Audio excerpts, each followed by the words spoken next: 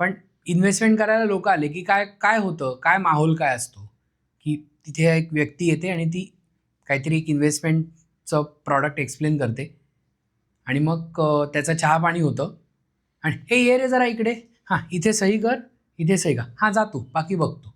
काय अर्थ आहे? पण फॅमिली डिसिजन आहे का हा, असं लोक विचारतात. तर हो, हा फॅमिली डिसिजन आहे. कारण तुम्ही ज्याच्यासाठी इन्व्हेस्टमेंट करताय त्याला विचारलंय का त्याच्या गरजा काय आहेत.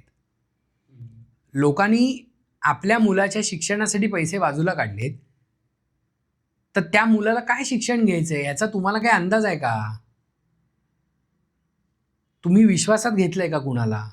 आणि ह्याच्यासाठी फॅमिली बॉन्डिंग किंवा अटॅचमेंट खूप महत्वाचं आहे. सो हा खूप नाजूक विषय तुम्ही म्हणजे मला बोलतं करण्याच्या निमित्ताने काढलायत. कारण जर तुमच्या घरात सदस्यांना मत व्यक्त करायची संधी मिळत नसेल तर ते गुंतवणूक आणि वगैरे हे लांबचे विषय राहिले.